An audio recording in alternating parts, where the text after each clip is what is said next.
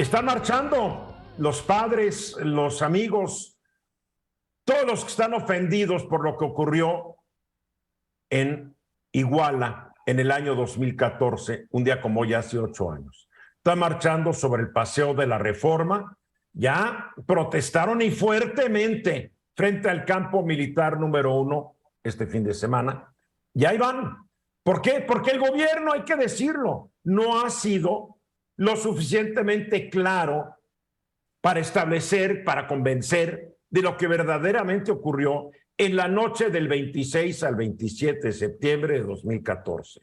Al principio del programa yo dije, el gobierno de Enrique Peña Nieto tuvo 4 años para ocultar, esconder, destruir información relacionada a este asunto. No nos hagamos, es lo que ocurrió. Kenia López Rabadán es presidenta de la Comisión de Derechos Humanos del Senado de la República, senadora por el PAN. Y Kenia, obviamente estamos hablando de lo que ocurrió hace 8 años, una violación terrible de un bolón de derechos humanos, empezando por el derecho a la vida.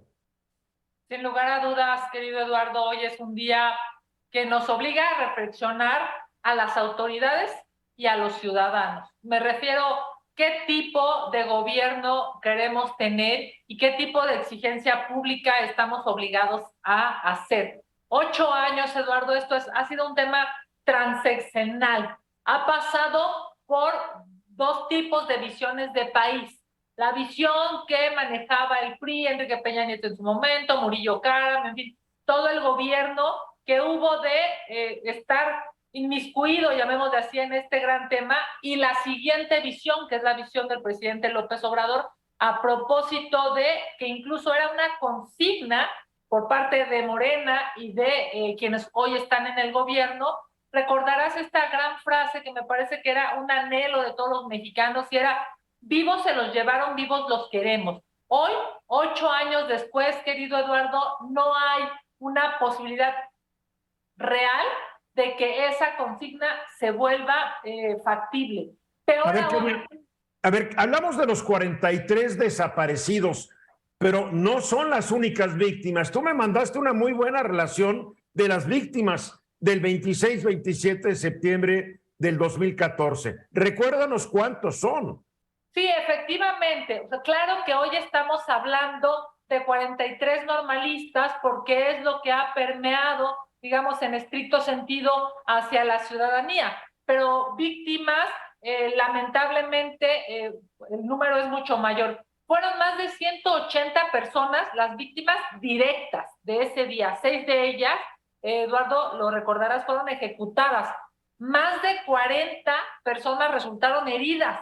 Cerca de 80 entre maestros, transportistas, estudiantes fueron perseguidos. Recordarás aquel equipo de los avispones, 30 deportistas sufrieron ataques. Adicional a esta gran lista, por supuesto, 43 estudiantes fueron desaparecidos.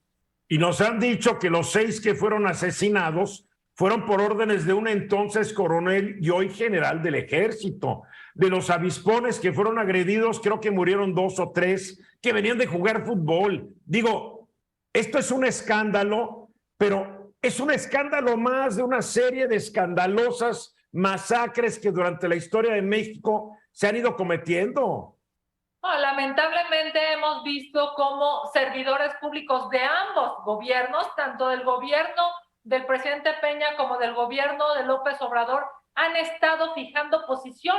Y ahora, lo decía muy bien Guillermo Vázquez Handal hace un rato platicando contigo, pareciera que hay 2 verdades, ¿no? La verdad histórica y la verdad de Morena. Lo que hoy es claro es que ninguna de esas 2 verdades está generando justicia, ni para las víctimas directas, ni para las víctimas indirectas, que justamente hoy, se están manifestando, salen del Ángel de la Independencia y acuden a Palacio Nacional. Y bueno, el discurso gubernamental, dependiendo de qué sexenio estés hablando, claramente tiene vertientes en el que se alinean, digamos, y vertientes en el que se separan, pero ninguno de los 2 genera justicia para nadie. Porque no solamente es un tema, Eduardo, por supuesto, de las personas que fueron asesinadas o desaparecidas y de sus familias, sino es un anhelo social, ciudadano. Claramente hoy hay una exigencia al gobierno actual, porque el gobierno, fíjate nada más, no como campaña, me refiero ya como presidente de la República, el presidente López Obrador, estando ya al cargo del Poder Ejecutivo, ¿te acuerdas que sacó sus 100 compromisos? No en campaña, ya en el ejercicio del gobierno. Y uno de esos 100 compromisos claramente era dar justicia y verdad. Lo recuerdo muy claramente, pero a ver, dentro de esto, por ejemplo, nadie habla de un distinguido colega tuyo que hoy es senador de la República y en el sexenio pasado era el secretario de Gobernación, a cargo de Seguridad Pública y de todos los asuntos de política interior. Bueno, ¿qué pasa con Osorio? A ver, Osorio Chong, yo no he sabido hasta ahorita que lo hayan citado para preguntarle a ver qué ocurrió, porque si alguien estaba siendo informado de lo que ocurría el 26, 27 de septiembre del 14, era el secretario de Gobernación, que a su vez le tenía que informar al presidente de la República. Déjame decirte, Eduardo, que justamente hay muchos servidores públicos involucrados y que claramente no hay, digamos, una luz, no se ve una luz al final del túnel. A ver, ¿quién estaba? Estaba, ¿te acuerdas? Como procuradora Arely Gómez en 2015, que afirmó que habían, digamos, se habían recolectado más de 63,000. Bueno, después de Murillo Karam vinieron otros 3 a cargo de la Procuraduría y ninguno, todos calladitos. Pero, por ejemplo, ¿qué hace la procuradora Arely Gómez? Dice, hay más de 63,000 fragmentos óseos que, bueno, pues digamos, se tomaron de Río de San Juan y del basurero de Cocula, ¿te acuerdas? Esto se manda a Innsbruck, a Austria, por cierto, que es algo muy elaborado técnicamente, además de que tiene un precio altísimo, y se logra saber que entre esos más de 60,000 fragmentos hay restos, digamos, humanos de uno de los normalistas. Es que hay que aclararlo, eran restos calcinados y solamente en uno se pudo obtener el ADN necesario para identificar quién era el dueño. Exacto, uno, ¿no? ¿Qué es lo que pasa? Y bueno, también, digamos, en el proceso está Murillo Karam.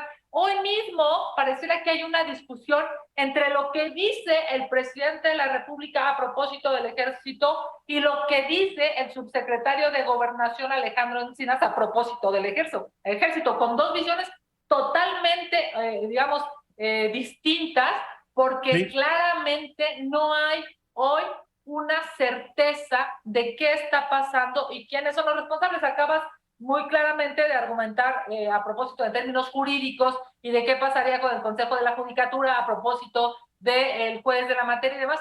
¿Y qué nos deja claro? Llevamos 3 bloques en este programa hablando de este tema. ¿Qué nos deja claro, Eduardo?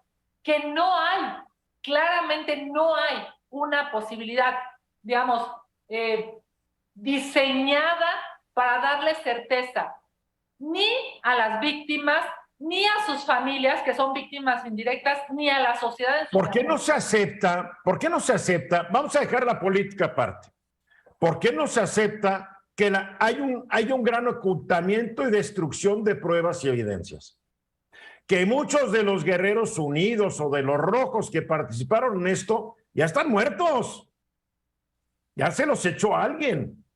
Algunos militares que estaban involucrados parece que ya también se murieron. O sea, han pasado 8 años y, caray, lo ves en cualquier serie de televisión, de detectives, que lo que no averiguas en las primeras horas después del hecho, el hecho se vuelve cada vez más difícil de aclarar y de resolver. Aquí vamos 8 años y cuando llegó el presidente, y no dude sus buenas intenciones, yo creo que no se imaginó que le iban a dejar un caso que no se va a poder resolver por el ocultamiento, desaparición de pruebas que se hizo durante el gobierno de Enrique Peña Nieto, instrumentado, pues hay que averiguar por quién. Déjame decirte, Eduardo, porque ya estamos a punto de concluir, solamente una cosa. Hoy están caminando rumbo a Palacio Nacional en este momento ciudadanos mexicanos, víctimas directas y víctimas indirectas. ¿Con qué se van a topar en Palacio Nacional? Con unas vallas, con unas rejas, con decir no los veo y no los oigo. Me parece que el presidente de la República... Ay, bueno, no me vengas con esa, porque cuando Calderón y Peña Nieto vivían en Los Pinos, no los dejaban llegar a 1 kilómetro de Los Pinos. Así es que mira, eso ya es política, es política. Con esto concluyo. Ojalá, Eduardo, y el presidente López Obrador reconozca que hay una gran oportunidad de esperanza y de anhelo por justicia, no solo por este tema, sino por muchos otros temas más. Pues vamos, digamos, hacia el 9º año de esta terrible tragedia y seguramente estaremos cada día conociendo más esta diferencia de visiones adentro de Morena. Nunca vamos a saber lo que pasó porque el gobierno pasado escondió todo, mi querida. Esperemos saberlo.